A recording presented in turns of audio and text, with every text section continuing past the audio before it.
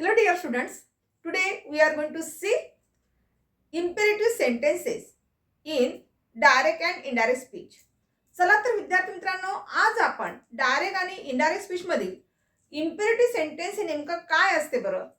जर परीक्षेमध्ये विचारलं गेलं तर तुम्हाला नेमकं इम्पेरेटिव्ह सेंटेन्स कशा पद्धतीचं आलं असेल तर कसं ओळखणार, how to identify this sentence, दिलेलं वाक्य कोणत्या प्रकारातलं आहे हे कसं तुम्हाला लक्षात येईल. तर कालच्या तासामध्ये आपण जे काही बघितलं होतं ते डायरेक्ट आणि इनडायरेक्ट स्पीच मधीलच सेंटेन्स होते, पण कोणत्या प्रकारचे होते तर ते इंट्रागेटिव्ह सेंटेन्स मधले WH टाइप क्वेश्चन होते, नाही का. तर आजच्या तासामध्ये आपण असे काही वाक्य शिकणार आहोत की ज्याच्यामध्ये जोडणारी वाक्य असणार आहे. म्हणजे या ठिकाणी कंजक्शन म्हणून कोणता शब्द यूज करावा लागणार, आपल्याला टूचा वापर करावा लागेल. तर या ठिकाणी आज बघूया आपण, let us see some sentences of imperative sentences. चला तर डायरेक्ट अँड इनडायरेक्ट स्पीच मध्ये, डायरेक्ट इनडायरेक्ट स्पीच मध्ये इम्पेरेटिव्ह सेंटेन्स नेमकं काय आहे, कसं ओळखणार याविषयी माहिती जाणून घेऊया. Imperative sentences.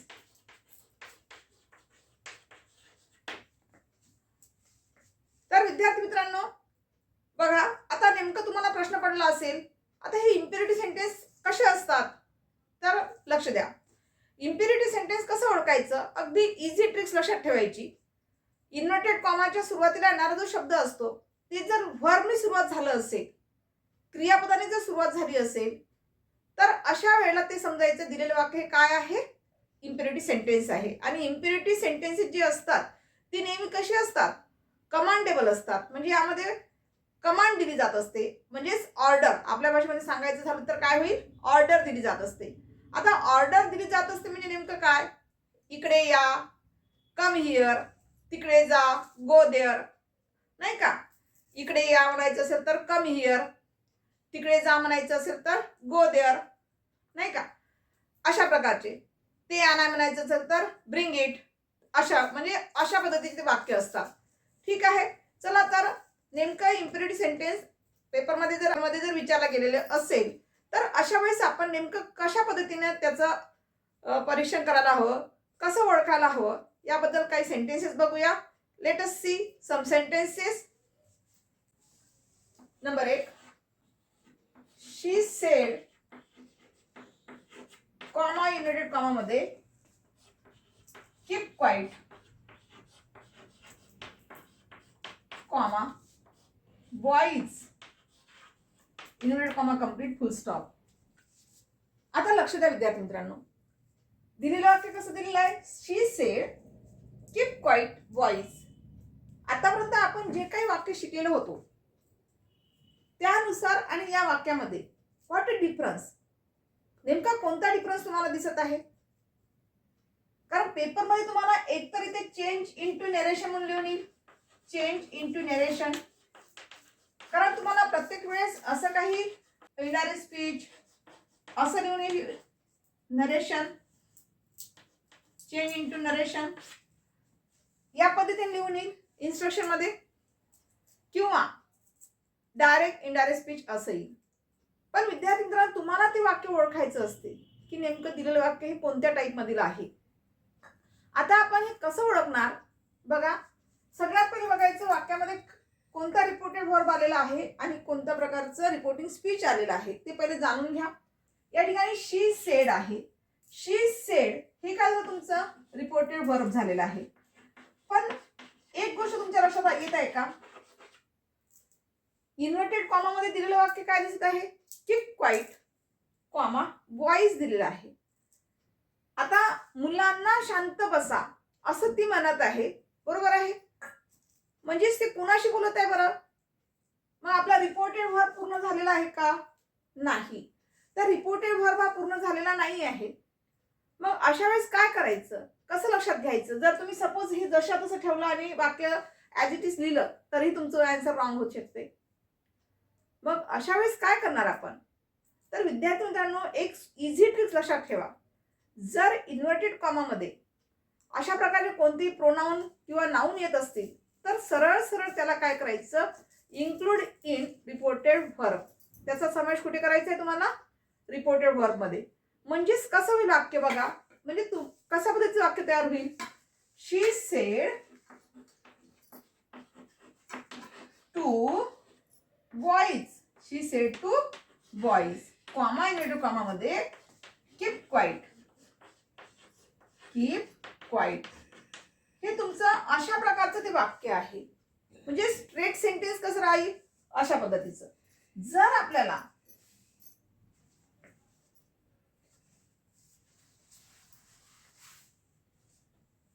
म्हणजे स्ट्रेट सेंटेन्स हे तुमचं अशा पद्धतीने व्हायला हवं. पण पेपरमध्ये तुम्हाला जर या पद्धतीने विचारलं असेल शी सेड कीप क्वाईट बॉईज, तर बरेच विद्यार्थी काय होतात? कन्फ्यूज होतात. तर विद्यार्थी मित्रांनो बिलकुल गोंधळून जायचं नाहीये. या ठिकाणी सरळ वाक्य तयार करायचं. म्हणजे कसं होईल सरळ वाक्य? विद्यार्थी मित्रांनो या ठिकाणी बिलकुल गोंधळून जाऊ नका. याचं रफ मध्ये आपण तयार करायचं सरळ वाक्य, साधं वाक्य ज्याला आपण म्हणतो ते. म्हणजे बघा कसं होईल? She said to boys, comma inverted comma मध्ये कीप क्वाईट. ठीक आहे. आता तुम्हाला पटकन लक्षात येईल की या ठिकाणी कोणत्या प्रकारचं वाक्य आहे.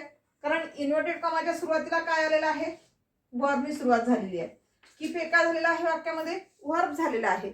वर्बनी सुरुवात झाली आहे. म्हणजेच काय? ते वाक्य जे आहे ते वाक्य कोणत्या याच्यातलं आहे? आज्ञार्थी वाक्य आहे, कमांडेबल सेंटेन्स आहे असं आपण लक्षात घ्यायचं. आता रूल बघा, कमांडेबल सेंटेन्स असेल तर कशा पद्धतीचा वापर होतो? इथे बघा रिपोर्टेड वर्ब पूर्ण हा कसा झालेला आहे? शी सेड टू बॉईज. तर या सेड टू ला आपल्याला काय करायचं? काढून टाकायचं आहे.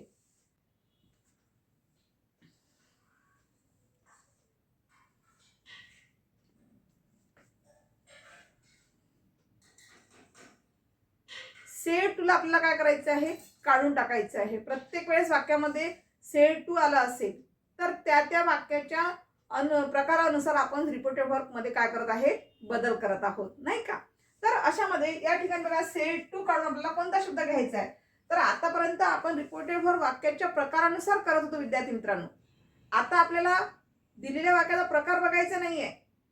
तर आपल्याला रिपोर्टेड वर्ब ठेवत असताना त्या वाक्याचा अर्थ लक्षात घ्यायचा आहे आणि कोणत्या प्रकारातील ते वाक्य आहे हे समजून तशा प्रकारचं तुम्हाला स्वतःहून त्या ठिकाणी रिपोर्टेड वर्ब बदलावं लागते, घ्यावं लागते. तुम्ही नेहमी सारखं असं सेडचं सेड टूचा बदल टोल्ड, जसं आपण ॲसर्टिव्ह सेंटेन्स मध्ये फिक्स ठेवलं होतं.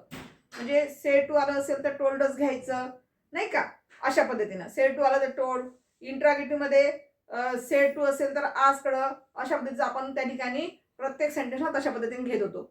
पण इथे आपल्याला तसं घेता येणार नाही. तर त्या ठिकाणी तुम्हाला स्वतःहून वाक्याचा अर्थ लक्षात घ्यावा लागेल. त्या वाक्याचा प्रकार कोणता आहे हे सुद्धा तुम्हाला बघावं लागेल की जेणेकरून त्या ठिकाणी आपण घेतलेलं जे रिपोर्टेड वर्ब आहे ते बरोबर त्याला मॅच होणं गरजेची गोष्ट आहे. बघा या ठिकाणी कसं होईल? She said to boys. या ठिकाणी सेड टू ला कट करायचं आहे. म्हणजे काय घ्यावं लागेल? तिने मुलांना म्हणाली. या ठिकाणी रिपोर्टेड वर्ब काय दिलेला आहे? रिपोर्टेड वर्ब शी, तिने मुलांना म्हणाली. आता आपण सेड टूचा अर्थ या ठिकाणी म्हणाली म्हणून घेता येणार नाही. सेड टूचा अर्थ म्हणाली असं म्हणून घेता येणार नाही. तर इम्पेरेटिव्ह सेंटेन्स मध्ये सेड टू चा अर्थ जो आहे सांगितले, तिने सांगितलं, तर एक तर तुम्ही या ठिकाणी सेड टूचा बद्दल ऑर्डर म्हणून घेऊ शकता किंवा आस्क सुद्धा घेऊ शकता. पण आस्कचा अर्थ काय होईल? त्या ठिकाणी सांगणे असा त्या ठिकाणी घेण्यात येईल. पण शक्यतो मुलांना शांत बसा, आपण शांत बसा म्हणजे सांगत असतो का मुलांना? का ऑर्डर देत असतो? शांत बसा म्हणून यासाठी आपण ऑर्डर वापरत असतो. म्हणून या ठिकाणी रिपोर्टेड वर्ब काय घेतला आपण? ऑर्डर घेतलेला आहे. आणि ईडी का लागून आला आहे? कारण रिपोर्टेड मध्ये या ठिकाणी काय आलेलं आहे? रिपोर्टेड वर्ब मध्ये पास्ट टेन्स आलेला आहे, म्हणून इथे सुद्धा आपण पास्ट टेन्स केलेला आहे. म्हणजे शी ऑर्डर्ड बॉईज. शी ऑर्डर्ड बॉईज. आता हा कॉमा आणि हा कॉमा कट करा. दोन वाक्य जॉईन करण्यासाठी त्या ठिकाणी इम्पेरेटिव्ह सेंटेन्स मध्ये कोणता शब्द वापरायचा आहे? TO2 टू वापरायचा आहे. त्यानंतर मेन वर्ब घ्या जे असेल ते कीप. याचा बदल होत नाही. क्वाईटचं क्वाईट. बघा आन्सर कसं झालेलं आहे बघा. शी ऑर्डर्ड बॉईज. तिने मुलांना ऑर्डर दिली. कशासाठी? कीप क्वाईट, शांत बसण्यासाठी. कारण मुलांना फक्त खाली शांत बस असं जर आपण म्हटलं तर मुलं शांत बसतात का? नाही. ते जर तुम्ही थोडंसं त्या शब्दाला इम्प्रेशन देऊन किंवा भर देऊन जर बोललात तर लगेच थोडं मिनिटं विद्यार्थी शांत बसू शकतात, नाही का? अशा पद्धतीने म्हणजे वाक्याच्या अर्थानुसार तुम्हाला त्या ठिकाणी काय करायचं विद्यार्थी मित्रांनो? रिपोर्टेड वर्ब लक्षात घ्यावं लागेल. ठीक आहे. Now see, let us see another sentence. Second sentence बघूया. The doctor said to the patient, comma inverted comma मध्ये, take rest, inverted comma complete full stop. बघा, the doctor said to the patient take rest. आता या ठिकाणी वाक्य सगळ्यात पहिले ओळखून घ्यायचं. काय ओळखायचं आहे? कोणता रिपोर्टेड वर्ब वाक्यामध्ये आहे आणि त्या ठिकाणी कोणाला म्हटलेलं आहे आणि कोणी म्हटलेलं आहे पहिले जाणून घ्यायचं. सरळ सरळ डॉक्टरनी कोणाला म्हटलेलं आहे? द पेशंटला म्हटलेलं आहे. किती पेशंटला म्हटलेलं आहे? एका पर्टिक्युलर माणसाशी, एका पर्टिक्युलर पेशंटशी बोलत आहे डॉक्टर. ठीक आहे. काय सांगितलं? टेक रेस्ट, विश्रांती घ्या. आता मला प्रश्न पडला असेल, आता इथे कोणतं रिपोर्टेड वर्ब घेणार आपण? आता डॉक्टर आपल्याला नेहमी सांगत असतात, पण ज्यावेळेस कधीही अशा पद्धतीचं वाक्य जर आलं असेल डॉक्टरशी रिलेटेड किंवा पेशंटशी रिलेटेड, तर अशा वेळेस डॉक्टर नेहमी पेशंटला काय देत असतात विद्यार्थी मित्रांनो? ॲडवाईस देत असतात, सल्ला देत असतात. तर त्या ठिकाणी तुम्हाला सेड पण घेता येणार नाही, त्या ठिकाणी तुम्हाला आज सुद्धा घेता येणार नाही, त्या ठिकाणी तुम्हाला ऑर्डर तर बिलकुल घेताच येणार नाही. कारण डॉक्टरनं जर ऑर्डर दिली तर दुसऱ्या वेळेस पेशंट तिथं जाणारच नाही. कारण डॉक्टरला जर पेशंटशी थोडं रागाने बोलला असेल किंवा राग दाखवला असेल किंवा थोडं स्ट्रिक्टनेस दाखवलं तर दुसऱ्यांदा आपण पेशंट लोक तिथे जाऊ शकतो का? नाही. आपण काय म्हणतो? आपल्याला या डॉक्टरकडे आराम पडत नाही, आपण तिथे जायचं नाही, असा आपण विचार करत असतो. ठीक आहे. म्हणून डॉक्टर लोक काय करत असतात? पेशंटशी बोलत असताना ते काय करत असतात? सल्ला देत असतात. आता या ठिकाणी सल्ला म्हणून कोणता शब्द दिसतोय तुम्हाला? टेक रेस्ट, विश्रांती घ्या, विश्रांती घे. 15 दिवसाची विश्रांती घे, 10 दिवसाची विश्रांती घे, 3 दिवसाची विश्रांती घे, असं तुम्हाला प्रत्येक वेळेस डॉक्टर लोक सांगतात. ठीक आहे. आता तुमच्या लक्षात आलं असेल कोणतं रिपोर्टेड वर्ब कशानुसार वापरत आहे मॅडम. ठीक आहे. चला, तर the doctor said to the patient कसं होईल बघा. द डॉक्टर, इम्पेरेटिव्ह सेंटेन्स मध्ये नेहमी रिपोर्टेड वर्ब हे काय आहे? व्हेरिएबल आहे, म्हणजे वेगवेगळं दिसेल तुम्हाला, असं कॉन्स्टंट एकच दिसणार नाही. कधी लक्षात ठेवायचं? द डॉक्टर या ठिकाणी सेड टू बद्दल काय घेतो आपण? ॲडवायझर. म्हणजे ॲडवायझर म्हणजे काय झालं? सल्ला दिला. सल्ला दिला. कुणाला दिलेला आहे सल्ला? पेशंटला. दी पेशंट घेतला आपण. दोन वाक्य जॉईन करायसाठी पुन्हा काय घ्यायचं? टू. आणि पुन्हा इथे काय आलेलं आहे? रिपोर्टिंग स्पीच मध्ये टेक. टेकचा बद्दल होणार नाही, जशा तसंच घ्या. रेस्टचा बद्दल सुद्धा होत नाही, म्हणून टू टेक रेस्ट. बघा आन्सर कसं झालेला आहे? The doctor advise the patient to take rest. ठीक आहे. म्हणजेच प्रत्येक वेळेस वाक्यामध्ये काय होत चालला विद्यार्थी मित्रांनो? बदल होत चाललेला आहे. म्हणजे बदल होत जातं म्हणजे नेमकं काय बदलत आहे? बदल होत जात आहे म्हणजे नेमकं काय बदलत आहे? रिपोर्टेड वर्ब बदलत आहे. त्याच्यानुसार तुम्हाला ते त्या ठिकाणी वाक्य तयार करावं लागत आहे. ठीक आहे. लक्षात? ठीक आहे. Now C next sentence. Sentence बघूया. कॉमा इन्व्हर्टेड कॉमा सुरुवातीला घेऊया. Hand the culprit, comma inverted comma, sed the king. बघा आता लक्ष द्या इकडे. कधी कधी तुम्हाला अशा पद्धती सुद्धा डायरेक्ट स्पीच मध्ये वाक्य येत असतात पेपरमध्ये, तर त्यावेळेस तर घाबरून जाऊच नका. इथे तुम्हाला चेंज इंटू नरेशन लिहून आलं असेल तरीही घाबरू नका. चेंज इंटू नरेशन जरी लिहून आलं असेल तर या ठिकाणी सगळ्यात पहिले आपण एकच फॉर्म्युला यूज करायचा. इनडायरेक्ट करत असताना सगळ्यात पहिले रिपोर्टेड वर्ब यायला पाहिजे. आणि रिपोर्टेड वर्ब कसं ओळखायचं हे आपण गेल्या 4-5 दिवसामध्ये जे काही व्हिडिओ टाकलेले आहे डायरेक्ट अँड इनडायरेक्ट स्पीचचे, त्यामध्ये बरेचसे वेळेस मी तुम्हाला सांगितलं आहे, प्रत्येक व्हिडिओमध्ये सांगितलं रिपोर्टेड वर्ब कसं ओळखायचं.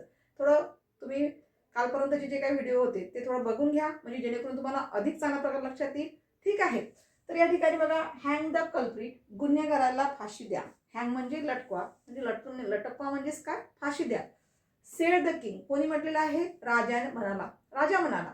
आता या ठिकाणी सेड द किंग आलेला आहे, तर तुम्हाला सेडच घेता येणार नाही विद्यार्थी मित्रांनो. पहिले सगळ्यात पहिले याची काय करायची? सरळ बाजू लिहून घ्यायची रफ मध्ये किंवा आपल्या मनामध्ये. म्हणजे याचं सरळ वाक्य कसं होईल? The king sed, comma inverted comma मध्ये, हँग द कल्प्रिट. ही झाली तुमची एक पहिली कंडिशन. हे तुम्हाला लिहायचं नाही असं, फक्त तुम्हाला लक्षात ठेवायचं विद्यार्थी, म्हणजे तुमचं कन्फ्युजन होऊ नये. हा, हे या अशा पद्धतीनं, म्हणजे असं जर आलं असेल वाक्य तर तुम्हाला पटकन लक्षात आलं असतं. तर आपण मनामध्ये असं तयार करून घ्यायचं की हे सरळ वाक्य अशा पद्धतीनं असायला हवं. आता याच्याबद्दल आपल्याला जर इनडायरेक्ट करत असताना कसा होईल बघा, आन्सर कसं होईल, द किंग. आता या ठिकाणी द किंग घेतलं आपण, द किंग. इथे सेड आहे, या सेडला कट करायचं. हँग द कल्प्रिट, गुन्हेगाराला फाशी द्या. तर तू म्हणणार आहे का फक्त, सेड म्हणजे म्हणाला, राजा म्हणाला गुन्हेगाराला फाशी द्या, असं होईल का? असं जर म्हणलं तर फाशी होणारच नाही. एवढ्या साध्या भाषेत म्हटलं तर होईल का?